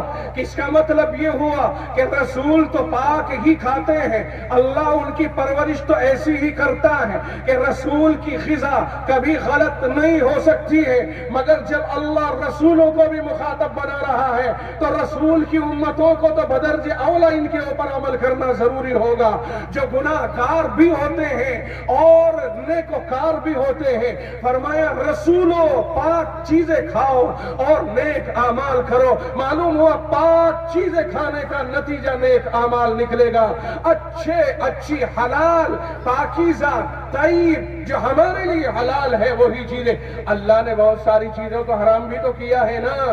ارے سانپ حرام, کچھوا حرام, اور یہ کتا حرام, یہ درندے حرام, क्यों हराम? परिंदों में भी, उड़ने वाले जानवरों में भी जो फाड़ खाने वाले होते हैं या गंदगी खाने वाले होते हैं, वो ममनू करार दे दिए गए। आप बाज नहीं खा सकते, आप गिद्ध नहीं खा सकते, आप चील नहीं खा सकते, आप कौवे नहीं खा सकते हो। क्यों नहीं? इसलिए कि ये गंदगी खाते हैं और गंदा मिजाज होता है। आप शेर, चीता, बाघ, टाइगर नहीं खा सकते हो, आप भेड़िया, भालू नहीं खा सकते हो, आप कुत्ता नहीं खा सकते हो। क्यों? इसलिए कि ये गंदे हैं, गंदगियों में रहते हैं, गंदी सोच है। अगर तुम इन्हें खाओगे तुम्हारे अंदर गंदी सोच पैदा हो जाएगी। रब नहीं चाहता कि उसके बंदे गंदी सोच वाले बन जाएं। अल्लाह ने साफ सुथरे जानवरों को खाने का हुक्म फरमाया, मुर्दार नहीं खा सकते हो। बहुत से ममालिक में मरे हुए सांप, बिच्छू, ऐसी ऐसी सब चीजें खाई जा रही हैं। आप देखिए उनके मामला देखिए। बहुत से लोग खिंजीर खा रहे हैं, आप उनके हालात देखिए। जो लोग इस तरह की चीजें खा रहे हैं, आप उनके हालात देखिए, क्या पोजीशन बनी हुई है। उनके यहाँ कोई हया, शर्म और हिजाब नहीं है। उनके यहाँ तो अजीब और गरीब तमाशा है, अजीब और गरीब रहन सहन है उनके। अल्लाह ने इस्लाम के जरिए से हमें सही रहनुमाई फरमाई, हमें पाक चीजों का हुक्म दिया और हमें पाकीज़ा बनाया है। उम्मीद है कि खाने पीने में हराम से बचेंगे। रिश्वत, सूद, सट्टा, इस तरह की चीजें न खाई जाए, इसलिए कि हराम कारिया है, हराम कारिया। उम्मत के अंदर सूद खाना इतना आम हो गया कि लोग सूद, रिश्वत, कहता ये का तनख्वाह कितनी है, सैलरी कितनी है, का 75,000, ऊपर से मुझे 50,000 पड़ जाए। ये ऊपर क्या आसमान से आए? गरीबों का खून चूस करके मुझे 50,000 पड़ जाते हैं। गुजरता हुआ जा रहा है, डंडा दिखाया, फला कर। अरे भाई, ऊपर न कहो, ऊपर और नीचे कुछ नहीं, जो तुम्हें हलाल है सिर्फ उसका इस्तेमाल कीजिए। तुम हराम का इस्तेमाल न करो। कभी अपने बच्चों से पूछ तो लिया करो कि तुम जॉब कर रहे हो, तुम्हारी तनख्वाह तो इतनी है, ये आया कहां से है? रिश्वतखोरियां जहां होंगी वहां खैर नहीं आ सकती है। इसलिए कि दूसरे का खून चूसा, न जाने कहां से वो गरीब लेकर के आया, वो गरीब बना करके लाया। बजाय इसके कि उसकी मदद की जाती, ऊपर से उसको हमने दबा लिया, छीन लिया, मार दिया, उसे जिंदे को हमने जमीन में दफन कर डाला है। कहता तेरी नौकरी लगवा दूंगा। अच्छा, नौकरी लगवा देगा, मगर 10 लाख रुपए लगेंगे साहब। कहा, किधर लगेंगे? कंप्रोमाइज हो रहा है। मेरे भाई, अल्लाह ताला ने हमें हलाल खाने का हुक्म दिया है, बुरी चीजों से रुके। ये पेट है ना, ये ऐसा गोदाम है, जिसने इसकी हिफाजत कर ली उसके पूरे जिस्म की हिफाजत हो गई, दिमाग की हिफाजत हो गई। और ये जिससे संभाला नहीं गया, समझ लो बर्बाद हो गया। बीमार भी तो इसी पेट के जरिए ज्यादा होते हैं ना। अंधाधुंध खाते हैं। कहा साहब बारात में चले गए, बहुत अच्छे अच्छे खाने थे, अच्छे क्या थे? का फ्राई थी, चिकन चिल्ली थी, बटर, फला फला। अरे साहब क्या ठिकाने, खाते खाते ऊपर से वो कोल्ड ड्रिंक और ये। उसके बाद आकर के अपने घर में पता चला क्या हुआ, किस किस के साथ में क्या हुआ। जरा उनकी फ्लैश से मालूम करना क्या पोजीशन रही उसकी। और मेरे भाई, खाने पीने की एहतियात भी बहुत जरूरी है। तो अपने पेट की हिफाजत, पेट के आसपास कुछ और भी चीजें हैं कि नहीं है, पेशाब गाह है कि नहीं है, फरमाया उसकी हिफाजत करें। ये हाथ, ये पैर, ये हाथ जुल्म के लिए ना उठे। जब भी उठे किसी की मदद के लिए उठे, कभी भी किसी पर जुल्म के लिए ना उठे। ये पैर किसी के लिए जुल्म के लिए ना उठे, किसी के खिलाफ ना उठे। जब भी उठे किसी की हिमायत में। हिमायत का मतलब है कि सच्चाई और अच्छाई में उठे, गलत बातों के लिए ये पैर ना उठे। प्रधानों के इलेक्शन होते हैं, बस क्या ठिकाने, कड़ाए चल गए हर महल्ले में। और इधर गए तेरे साथ और उधर गए तेरे साथ। ये मुनाफकत जब से हमारे इलेक्शनों में पैदा हुई है, सारे गांवों के सत्यानाश होकर के रह गए। प्रधान जी ने अपना घर उजाड़ दिया, बेवकूफ बना दिया। जिससे, याद रखो, जिससे किसी को बड़ी दुश्मनी निकालनी हो, उसे प्रधानी में खड़ा करो। اسے یہ کہہ دو صاحب میں سروے کر لیے، ہر طرف تمہاری آواز ہے، چاروں طرف تمہاری، کہنے لگے ہوئے رکھے تم تو، اس کے بعد یہ بھوت ایسا سوار ہوگا اس کے دماغ میں، تم بٹھانا چاہو گے نہیں بیٹھ سکے، میں تو ہوئے رکھا، بیچ کھوج کر کے سارا اس میں لگا دے گا، دماغ میں آئے گا جب یوجنا آئے گی 5 کروڑ کی، وہ تیری اور تیرے باپ دادا کی، اس لیے کہ وکاس تو نے پیٹوں کا کر دیا۔ جب کڑھائے چلیں گے، کچوریاں کھائی جائیں گی، حلوہ پوری چلے گی، رسگلے چلیں گے، گلاب جامن، وکاس ہو رہا کہ نہیں لوگوں کا؟ اب اس سے نالیاں بنوا لو گے تم؟ کر دیا اس نے جو کرنا تھا۔ اور میرے بھائی، ووٹ ایسی چیز نہیں ہے، یہ گواہی ہے جو سچائی کے ساتھ دی جاتی ہے، رشوتوں کے ساتھ گواہیاں نہیں دی جاتی ہیں۔ اللہ سے حفاظت کی دعا کرو، اللہ ہماری حفاظت فرمائے۔ یہ ہاتھ اور یہ قدم کسی کے لیے جائز اور بہتر کاموں میں اٹھنے چاہیے، غلط اور ناجائز کاموں میں نہیں اٹھنے چاہیے۔ میرے بھائی، اللہ کے نبی علیہ السلام نے کیا فرمایا؟ جو آدمی اللہ سے حیا کرتا ہے، سر اور اس کے آس پاس کی چیزوں کی حفاظت کرے، اور پیٹ اور اس کے آس پاس کی چیزوں کی حفاظت کرے، اور فرمایا وَلْيَذْكُرِ الْمَوْتَ وَالْبِلَا، موت اور موت کے بعد جو سڑے گا، گلے گا، بوسیدہ ہوگا، کیڑے پڑ جائیں گے، مٹی بن جائے گا، اسے یاد کرے۔ او حسین، اسے یاد کر۔ یہ جو سر میں لگاتا ہے، یہ جو تیل لگاتا ہے، یہ جو بال اوپر کو کر کے ذرا گردن ہلاتا ہے، یہ بال ہلے کہ نہیں ہلے، یہ جو تو انداز اختیار کرتا ہے، تھوڑی دیر کے لیے یہ سوچ لے کہ مٹی میں جا کر کے تیرے بڑوں کا کیا ہو گیا، ان پہلوانوں کا کیا ہوا جنہیں تم اپنے کندھوں پہ اٹھا کے قبرستان کے حوالے کر کے آئے تھے۔ فرمایا وَلْيَذْكُرِ الْمَوْتَ وَالْبِلَا، موت اور موت کے بعد بوسیدہ ہونے کو یاد کرتا رہے۔ اور جو آدمی آخرت کا طالب ہوگا اسے دنیا سے کیا مطلب؟ جو آدمی آخرت کا طالب ہو گیا، مجھے آخرت چاہیے میرے پروردگار، اسے دنیا میں ہوڑ نہیں لگے گی، وہ دنیا میں یہ نہیں سوچے گا یہ فورچونر لے کر کے آیا تو اوڈی لے کر کے آ، وہ یہ نہیں سوچے گا اس نے 2 منزلہ مکان بنایا تو تیری ناک کٹی تو 4 منزلہ بنا، وہ یہ نہیں سوچے گا کہ اگر اس نے شادی بیاہ کے اندر اتنا خرچہ کیا تو اس سے زیادہ خرچ کر، ناک لمبی کر، یہ ناک کہیں تک نہیں، یہ ناک زمین میں جا کر کے خاک آلود ہو جائے گی، ان آنکھوں میں کیڑے گھومیں گے، یہ کلے ختم ہو جائیں گے، یہ ہڈیاں، یہ پہلوانوں کے بازو، یہ سب ختم ہو جائیں گے، سب دھرا کا دھرا رہ جائے گا، اور وہاں جا کر کے اللہ کے سامنے حساب و کتاب دینا ہوگا۔ اپنی آخرت کی تیاری جو کرنے لگ گیا اسے دنیا سے کیا مطلب؟ وَمَنْ أَرَادَ الْآخِرَةَ تَرَكَ زِينَةَ الدُّنْيَا، اس نے دنیا کی زیب و زینت کی طرف سے دھیان ہٹا لیا۔ فرمایا فَمَنْ فَعَلَ ذَلِكَ فَقَدْ اسْتَحْيَا مِنَ اللَّهِ تَعَالَى حَقَّ الْحَيَاءِ، جس نے یہ کام کر لیے وہ اللہ سے شرما گیا۔ بات سمجھ میں آ گئی؟ سر اور اس کے آس پاس کی چیزوں کی جس نے حفاظت کر لی، پیٹ اور اس کے آس پاس کی چیزوں کی جس نے حفاظت کر لی، جس نے موت کو یاد رکھا اور مرنے کے بعد قبر میں جا کے بدحالی کو دھیان میں رکھا، اور جو آدمی آخرت کی طرف توجہ دے کر کے دنیا کے اوپر دھیان نہ دے، ضرورت کے بقدر کی تو اجازت ہے، لیکن یہ جو ایک دوسرے کے پیچھے لگ کر کے حرام اور حلال کی تمیز ختم ہوتی جا رہی ہے، اس سے بچ جائے۔ فرمایا جو آدمی ایسی زندگی گزارے گا فقد استحیا من اللہ حق الحیا، اس نے اللہ سے صحیح معنی میں شرم کی اور حیا کی، اور جو اللہ سے شرمائے گا وہ کامیابی کی راہ پائے گا۔ اللہ تعالی عمل کی توفیق مرحمت فرمائے۔ وآخر دعوانا ان الحمد للہ۔